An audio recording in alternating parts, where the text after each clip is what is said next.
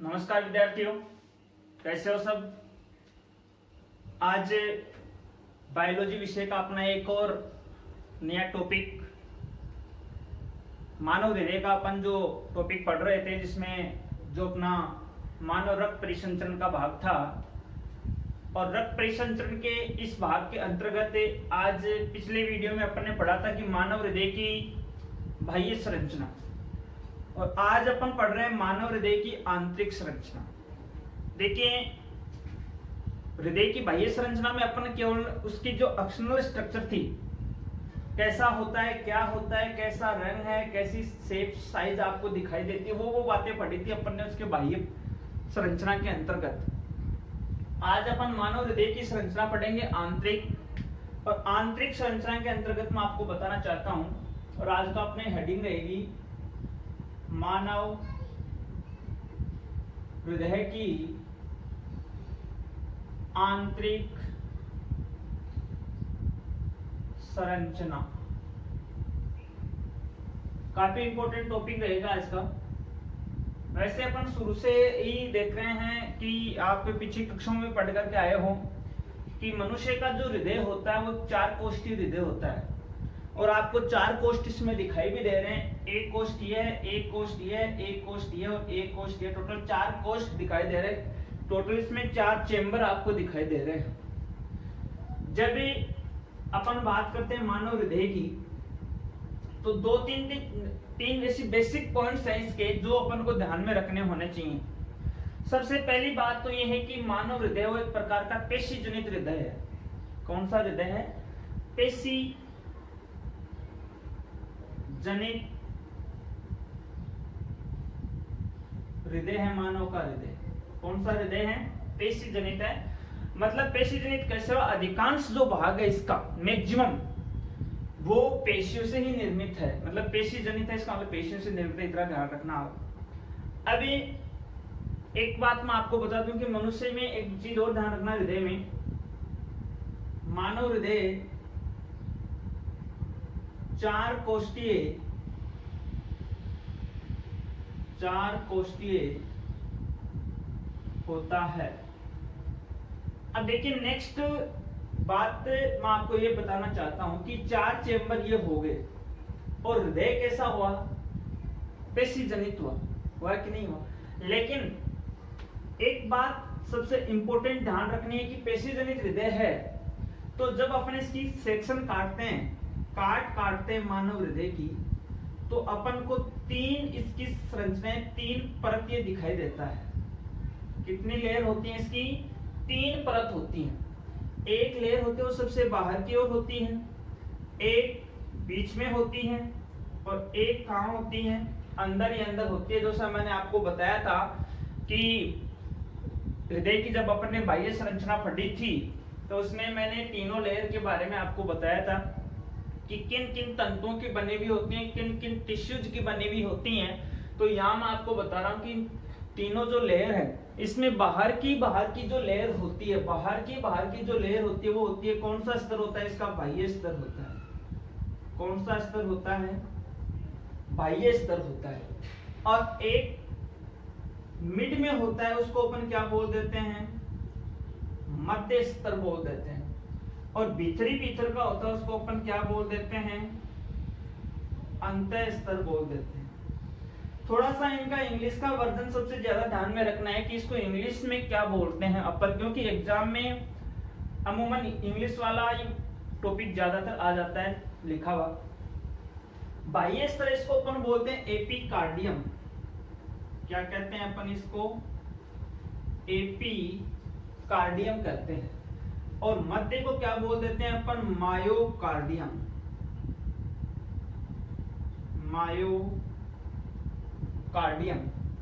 और ये कौन सा होता है? एंडोकार्डियम।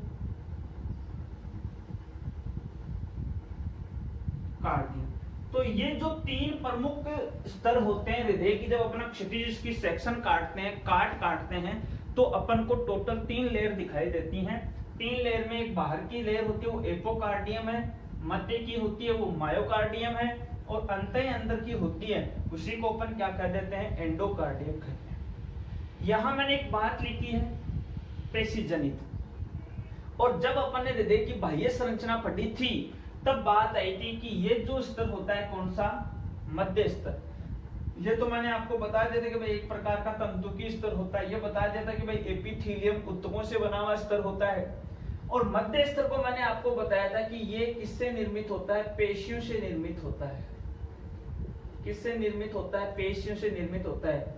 तो क्या मैं इसको ये भी कह सकता हूं क्या कि ये कौन सा स्तर है, पेशी स्तर है कि नहीं है। और ये पेशी स्तर, इसका मतलब मध्य स्तर यानी अधिकांश हृदय का जो भाग है, अधिकांश हृदय होता है वो क्या होता है, मायोकार्डियम स्तर ही होता है, यानी मध्य स्तर यानी पेशियों से ही निर्मित होता है। इसका मतलब क्योंकि हृदय क्या है, पेशी जनित है। अरे हृदय क्या है, पेशी जनित है। और पेशी जनित है इसका मतलब इसका मायोकार्डियम भाग होता है वो सबसे ज्यादा मायोकार्डियम भाग से क्या होता है, हृदय निर्मित होता है। यहां तक मेरे हिसाब से कोई किसी भी प्रकार की आपको प्रॉब्लम नहीं होनी चाहिए। नेक्स्ट मैं इसका स्क्रीनशॉट ले लें, डायग्राम का तो मैं आपको बता दूंगा क्या अपन को करना है जब अपन डायग्राम की स्टडी करेंगे तब। अब देखिए डायग्राम की मैं आपको बात बता रहा हूं। जब अपन आंतरिक स्ट्रक्चर कर रहे हैं, इसकी आंतरिक संरचना की बात कर रहे हैं, तो देखिए ये आपको यहाँ जो चेंबर दिखाई दे रहा है, इस चेंबर को बोलते हैं बायां आलिंद। कौन सा आलिंद बोलते हैं इसको,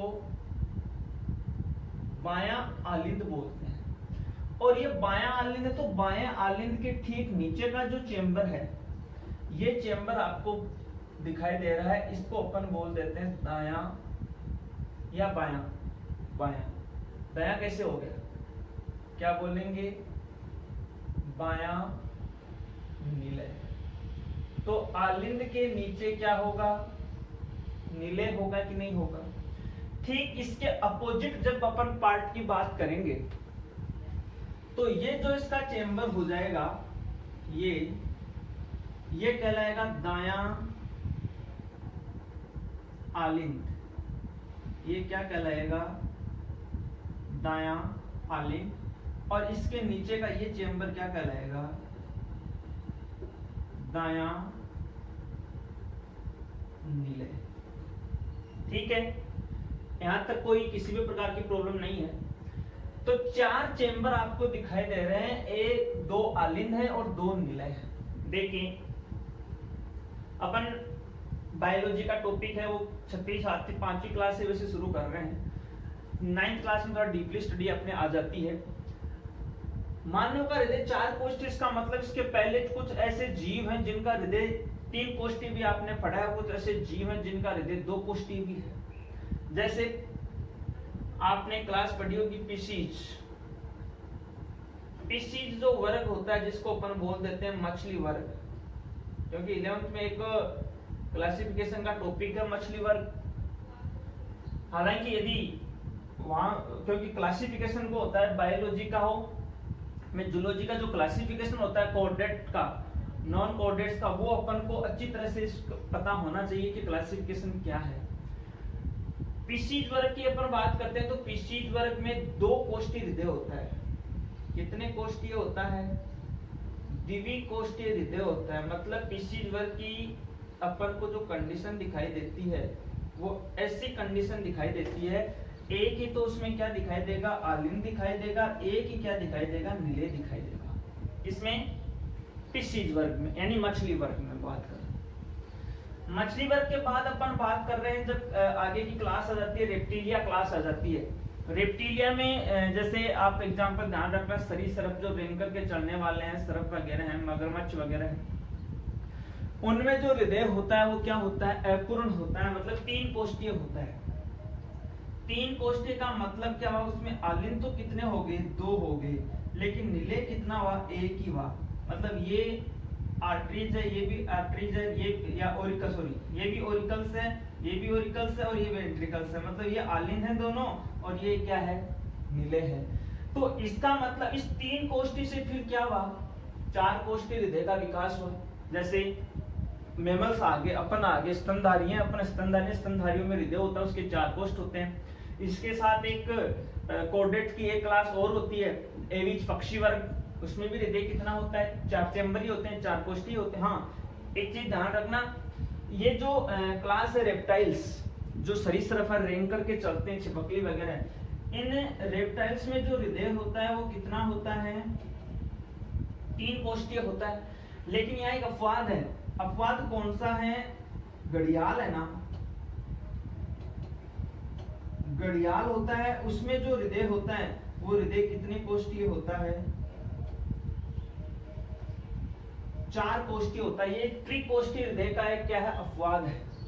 तो इसका मतलब यदि अपन बात करें तो अपना विकास कैसे हो, अपन जैव विकास की बात करते हैं तो सबसे पहले पीसीज वर्ग से बाद एम्फीबिया और रेप्टाइल्स के बाद में मैमल्स और एविज क्लास का निर्माण होगा कि नहीं? तो इसी सीक्वेंस से अपन को क्लासिफिकेशन में काफी ज्यादा ही क्या होता है, रोल होता है। बायोलॉजी सब्जेक्ट को यदि अपन को क्लियरेंस करना है, क्लासिफिकेशन मान लीजिए कि क्लासिफिकेशन होता है वो बायोलॉजी की बैकबोन होती है। तो इसी हिसाब से ये कंटिन्यू चेंबर है, इनका डेवलपमेंट होता है वो होता गया। अब देखिए मैं अपनी बात कर रहा हूं।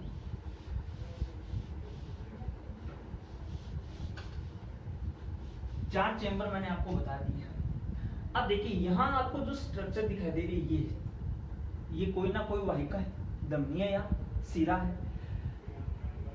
जब मैंने धमनी और सिरा की आपको बात बताई थी तो आपको पता होना चाहिए कि धमनियां हृदय से शुद्ध रुधिर शरीर को पंपिंग करती हैं, ये बात अपन ने पढ़ी थी। लेकिन मैंने अपवाद बताई थी कि फुफ्फुसीय धमनी इसका क्या अपवाद होता है, जिसमें क्या होता है, अशुद्ध रुधिर का प्रवाह होता है, अपोजिट करती है। तो यहां मैं यहां लिख रहा हूं, यह है फुफ्फुसीय सिरा। फुफ्फुसीय सिरा, फुफ्फुसीय सिरा क्या करती है, फेफड़ों से शुद्ध रुधिर लेके आती है बाएं आलिंद, फेफड़ों से शुद्ध रुधिर फुफ्फुसीय सिरा। वैसे सिराओं में रुधिर बहता है अशुद्ध, लेकिन मैंने कहा था कि फुफ्फुसीय सिरा अपवाद हैं, उनमें शुद्ध रुधिर का प्रवाह होता है। तो ये फुफ्फुसीय सिरा होती है, वो ये सिरा है, ये क्या करती है, बाएं आलिंद में रुधिर लेके आती है। कहां से? फेफड़ों से रुधिर लेके आती है। वो क्रिया विधि पढ़ेंगे, जब अपन इसकी कार्य प्रणाली पढ़ेंगे तब वो डिटेल से बता दूंगा। तो वो लेके आती है, रुधिर का प्रवाह होता रहता है। अब यहां आपको जो दिखाई दे रही है ये क्या है, संपूर्ण शरीर से अशुद्ध रुधिर आ रहा है, तो एक फुफ्फुसीय धमनी क्या लाती है, अशुद्ध रुधिर होगी। अशुद्ध रुधिर हुआ कि नहीं हुआ? लेकिन यहां देखिए ये फुफ्फुसीय क्या होगी, धमनी हुई कि नहीं हुई? अरे धमनी होगी ना। अब आपको मैं बताना चाह रहा हूं, आलिंदों के बाद नीले हैं। ये जो आलिंदों की जो बीथियां होती हैं, आलिंदों की बीथी होती है थोड़ी पतली होती है, उसकी थिकनेस थोड़ी क्या होती है, कम होती है। पनिष्पत नीले की बीथियों की, नीले की बीथियां होती है वो मोटी दिखाई दे रही हैं। और आपको डायग्राम में ये भी दिख रहा होगा कि बाएं नीले की बीथी आपको थोड़ी ज्यादा मोटी दिखाई दे रही है, जबकि दाएं नीले की बीथी थोड़ी यहाँ मैंने कम बनाई है, थोड़ी पतली दिखाई दे रही है। ये बिल्कुल क्लियर है, ऐसा ही होता है। कैसे? यहाँ इस सिरा के द्वारा शुद्ध रुधिर आता है। शुद्ध रुधिर कहाँ आता है? बाएं आलिंद में आता है। अब देखिए स्टेप टू स्टेप आप मेरे से ज्वाइंट रहना बात के लिए। ये बायां नीले है, ये बायां आलिंद है, और आलिंद और नीलों के बीच में क्या पाए जाते हैं, वाल पाए जाते हैं। क्या पाए जाते हैं? वाल पाए जाते हैं। अब ये वॉल्व है और ये है, दो आलिंद हैं तो इनको अपन बोल सकते हैं, सो दो नीले हैं तो ये होगी नीलय पट, सॉरी अंतर नीलय पट।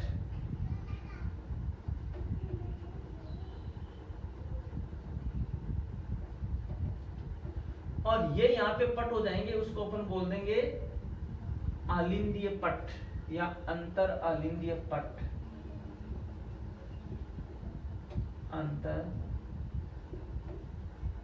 आलिंदीय पट। देखिए 4 चेंबर है, मतलब इस साइड में पूरा रुधिर का प्रवाह होता है, वो रुधिर होता है कौन सा? शुद्ध। और इस साइड में जो रुधिर होता है दाएं भाग में, वो होता है अशुद्ध। मतलब बाएं भाग में शुद्ध रुधिर का प्रवाह है हृदय से संपूर्ण शरीर में पंपिंग होता है, मतलब प्रवाहित होता है। लेकिन दाएं आलिंद नीले में संपूर्ण शरीर का अशुद्ध रुधिर यानी विऑक्सीजनित रुधिर क्या होता है, उसका प्रवाह होता है, फेफड़ों की ओर प्रवाह होता है। ओके, नेक्स्ट देखिए, ये जो वाल्व है यानी आंतरिक स्ट्रक्चर की बात करते हैं तो कुछ तो होते हैं आंतरिक संरचना में, कपाट पाए जाते हैं। क्या पाए जाते हैं? कपाट। और आंतरिक सतह में सेकंड में क्या होते हैं? वाल्व होते हैं। क्या होते हैं? वाल्व होते हैं। मैंने बात की थी आपको कि धमनियों में वैसे कोई कपाट नहीं होते हैं, लेकिन शिराओं में खूब कपाट पाए जाते हैं।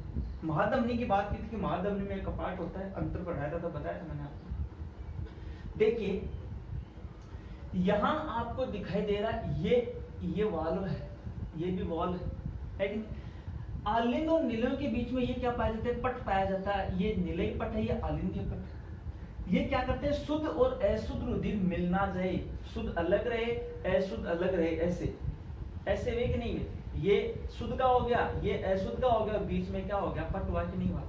इसका मतलब शुद्ध यानी ऑक्सीजनित और विऑक्सीजनित रुधिर आपस में क्या नहीं हो जाए? मिक्स ना हो जाए। इसके लिए आलिंद निलय पट पाए जाते हैं, क्योंकि अपन में दोहरा परिसंचरण होता है। अपने शरीर में हृदय एक बार रुधिर होता है, वो एक समय में 2 बार गुजरता है हृदय से। कैसे? एक बार शुद्ध गुजर रहा है तो इसी साइड में इससे क्या गुजर रहा है? शुद्ध गुजर रहा है। तो मानव शरीर में कौन सा परिसंचरण तंत्र का प्रकार हो गया? दोहरा परिसंचरण होगा। आगे टॉपिक आएगा डिटेल से, आगे बता रहा हूं मैं। देखिए ये बायां नीले बायां बिंदु। अब आगे सुनना, ये जो वाल्व पाए जाते हैं कौन कौन से वाल्व होते हैं, इस बात को मैं आपको बताना चाहता हूं। वाल्व में मुख्य रूप से जो बाएं आलिंद और बाएं नीले के बीच में ये जो वाल्व पाया जाता है, इस वाल्व को बोलते हैं द्विवल्नी वाल्व, या इसका नाम ध्यान में रखना मिट्रल। कंपटीशन एग्जाम में बहुत बार आता है ये क्वेश्चन कि मिट्रल वाल्व कहां पाए जाते हैं। तो बाएं आलिंद और बाएं नीले के बीच में जो वाल्व पाए जाते हैं वो कौन से हो जाएंगे? द्विवर्णी या मिट्रल, बायोक्विस्पिड। और ये जो दायां आलिंद है ये क्या है? दायां नीले है। इसके बीच में जो ये वाल्व पाए जाते हैं ये होते हैं त्रिवर्णी। क्या होते हैं?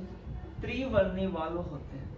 अब देखिए आपको यहां इन वाल्वों से आपको डॉट डॉट डॉट डॉट में आपको जो स्ट्रक्चर्स दिखाई दे रही हैं, इन स्ट्रक्चर्स क्या है? नीलियों की ही अंतर्वलित संरचनाएं होती हैं। इनको बोलते हैं पेपिलरी पेशिया। क्या बोलते हैं? Papillary facie. अब देखिए पेपिलरी पेशिया क्या करती है। जैसे मान लो कि ये वाल्व है, ये गेट है, वाल्व है, इसके साथ ये पेपिलरी पेशियां हैं, वो यहाँ अटैच है। तो ये वापस इधर नहीं जा सकती क्योंकि ये रस्सी से बंधी हुई है, पेशियों से बंधी हुई है कि नहीं बंधी हुई है। तो पेपिलरी पेशियां भी वही काम करती हैं सेम। आलिंदों से रुधिर जब नीले में आ जाता है तो वापिस ये रुधिर कहाँ नहीं जाना चाहिए? नीलों में नहीं, आलिंदों में नहीं जाना चाहिए। और आलिंदों में नहीं जाना चाहिए तो नहीं जाने के लिए क्या होते हैं? ये कपाट वापिस क्या, सॉरी वाल्व क्या हो जाते हैं? बंद हो जाते हैं। और ये वाल्व बंद हो जाते हैं तो नीलियों में आया हुआ रुधिर है वो वापिस कहाँ नहीं जा पाता है? आलिंदों में नहीं जा पाता। समझ गए मेरी बात? अब ये पेशियां इसलिए होती है, मान लो यहां से रुधिर आएगा आलिंदों से नीले में और यहाँ दाब ज्यादा बढ़ेगा, दाब ज्यादा बढ़ेगा तो रुधिर का विपरीत प्रवाह होता रहेगा। भाई दाब और आयतन में परिवर्तन होता है, परिवर्तन होगा नीलियों के दाब और आयतन में। तो ये वाल्व वापिस किधर की ओर ना घूम जाए? आलिंदों की ओर ना घूम जाए, मतलब ये इधर घूमे हुए ना, ये इधर ना हो जाए। इसलिए ये क्या होते हैं? पेपिलरी पेशियां क्या होती है? इससे जॉइंट होती है। और पेपिलरी पेशियों का ये फंक्शन है जो इनको वापिस कहने होते हैं, नीलियों की ओर नहीं घूमने देती हैं। और हृदय जो रुधिर होता है वो नीलियों से वापिस कहाँ नहीं जा पाता है? कहाँ नहीं जा पाता है? आलिंदों में नहीं जा पाता। नेक्स्ट देखिए नीलियों में क्या होती है? महाधमनी निकलती है। कहां से? बाएं नीले से। अब देखो मैंने यहाँ ये भी थी मोटी बताई, ये पतली बताई, तो यहाँ से महाधमनी निकलती है आंतरिक संरचना में। तो महाधमनी में क्या होता है, नीले से, बाएं नीले से संपूर्ण रुधिर को उच्च दाब के साथ संपूर्ण शरीर में प्रवाहित करना पड़ता है, पंपिंग करना पड़ता है संपूर्ण शरीर में। और संपूर्ण शरीर में जब इसको प्रवाहित अपन करते हैं तो भित्तियां क्या होनी चाहिए, थोड़ी मोटी होनी चाहिए। और एक बात और ध्यान रखना, दाएं नीले से बाएं नीले की जो भित्ति होती है वो लगभग 3 गुनी ज्यादा मोटी होती है। कितनी? 3 गुनी ज्यादा मोटी होती है। किससे? दाएं नीले से बाएं नीले की भित्ति। क्यों? क्योंकि यहां से संपूर्ण शुद्ध रुधिर को शरीर में भेजना पड़ता है। ओके, पूरा का पूरा कहां जा रहा है, शरीर में प्रवाहित हो रहा है। और यहां तो क्या होता है, संपूर्ण शरीर से जो अशुद्ध रुधिर होता है अपनी बॉडी का, वो अशुद्ध रुधिर वापस क्या आता है, यहाँ आता है। यहाँ से फिर ये जो महाशिराएं, महाधमनियां इधर होती हैं, इनके द्वारा वापस कहाँ चला जाता है, शुद्ध होने के लिए चला जाता है। समझ गए मेरी बात? अब देखना, इतनी बात समझ में आ गई होगी मेरे हिसाब से। नेक्स्ट मैं आपको बता रहा हूं, जब आलिंद और नीले के बीच में जो पट है और इन नीलों की जो बीथियां हैं, आलिंद नीले के बीच में जो पट है और इन नीलों के बीच की जो बीथियां हैं, वो बीथिका पर रक्त दाब यानी दाब प्रेशर क्या पड़ेगा, ज्यादा पड़ेगा। और ज्यादा प्रेशर पड़ेगा तो यहां से रुधिर कहां जा रहा है, धमनियों में जा रहा है कि नहीं जा रहा है। और यहाँ से संपूर्ण शरीर का जो रुधिर है अशुद्ध, वो वापिस महाशिराओं के द्वारा, किनके द्वारा, महाशिराओं के द्वारा कहाँ आ रहा है, दाएं आलिंद में आ रहा है। महाशिराओं के द्वारा आ रहा है कि नहीं आ रहा है? अब महाशिराओं के द्वारा जब वो दाएं आलिंद में आ रहा है, तो दाएं आलिंद में आएगा तो मैंने बताया था कि शिराओं में क्या पाए जाते हैं, अर्धचंद्राकार कपाट पाए जाते हैं। महाशिराओं में कौन से कपाट पाए जाते हैं, अर्धचंद्राकार कपाट पाए जाते हैं। ये अर्धचंद्राकार कपाट का काम क्या है कि जब शरीर का शुद्ध रुधिर इनमें लाया जाता है तो वापस क्या नहीं हो जाए, रिवर्स ना हो जाए, मतलब वापस प्रवाहित ना हो जाए शरीर में। इसलिए ये भी क्या करती हैं, इनका भी बहुत ही इंपॉर्टेंट रोल है शरीर में परिसंचरण करने में रुधिर और आवश्यक घटकों का। तो ये अर्धचंद्राकार जो कपाट होते हैं वो यहाँ पाए जाते हैं। तो आंतरिक संरचना की जब अपन बात करते हैं, बाकी मैं डिटेल्स इसी डायग्राम के अकॉर्डिंग आपको क्लियर भी समझाऊंगा कि कैसे रुधिर फ्लो होता है। ओके, नेक्स्ट आपको इसको थोड़ा एक्सप्लेन कैसे करना है भाई, इस तरह मैंने आपको नोटेट कर दी। फिर आपको लिखना है कि आंतरिक संरचना में कपाट और वाल्व पाए जाते हैं। वाल्व मैंने आपको बता दिए कि आलिंद और नीले, कौन से, बाएं आलिंद और नीले के बीच में द्विवल्नी कपाट पाए जाते हैं जिनको अपन मिट्रल कपाट भी कहते हैं। और दाएं आलिंद और नीले के बीच में जो पाए जाते हैं वो कौन से होते हैं, त्रिवल्नी होते हैं। कौन से होते हैं, त्रिवल्नी होते हैं, ट्राइक्विस्पिड होते हैं। और जो महाशिराएं होती हैं अपनी बॉडी के अंतर्गत, उन महाशिराओं में जो कपाट होते हैं, जो शरीर का जितना अशुद्ध रुधिर होता है, अशुद्ध रुधिर को वापिस दाएं आलिंद में पंपिंग करती हैं, नीले में जाता है, फिर शुद्ध होने के लिए वापस इसको प्रवाहित किया जाता है, पंप किया जाता है। तो उसमें कपाट होते हैं, वो कौन से कपाट होते हैं, अर्धचंद्राकार कपाट होते हैं, जो वापस उस अशुद्ध रुधिर को क्या नहीं होते, रिवर्स नहीं होने देते हैं, वापस वो प्रवाहित नहीं होने देते हैं। तो इस प्रकार अब यहां से जो अशुद्ध रुधिर आएगा, वो अशुद्ध रुधिर शुद्ध होने के लिए क्या हो जाएगा, प्रवाहित हो जाएगा इस प्रकार से। ठीक है, तो आंतरिक जो स्ट्रक्चर थी अपनी वो इस प्रकार से थी। और एक आपको एक बात बताना चाहता हूं, बायोलॉजी में डायग्राम का बहुत बड़ा रोल होता है, इसका डायग्राम। तो आपको ये फॉर्मेलिटी नहीं करनी कि अपन को डायग्राम, ऐसा नहीं कि हृदय सा, हृदय ही लगना चाहिए, हृदय सा नहीं लगना चाहिए। तो डायग्राम पे छुट्टियों में अपन इनका यूटिलाइज कर लें अपनी छुट्टियों का, और डायग्राम पे ज्यादा से ज्यादा क्या कर रहे हैं आप, फोकस करें। डायग्राम को अच्छी तरह से आप बार बार जितनी प्रैक्टिस करोगे डायग्राम उतने अच्छा होगा। आप डायग्राम नंबर कैसे मिलते हैं अपनी एग्जाम में, नंबर अपन को पहले पॉइंटेड नोट करने हैं, ऊपर 2-3 बार अपन नोट कर चुके हैं डायग्राम। अब डायग्राम अपन ने ऐसा बना दिया, डायग्राम को अपन ने लेबल्ड कर दिया, नामांकित कर दिया, इसका मतलब अपन अच्छी तरह से बनाना आता है, समझ में आता है। तो अपन नेक्स्ट वीडियो में बात करेंगे अपने नेक्स्ट टॉपिक की। धन्यवाद।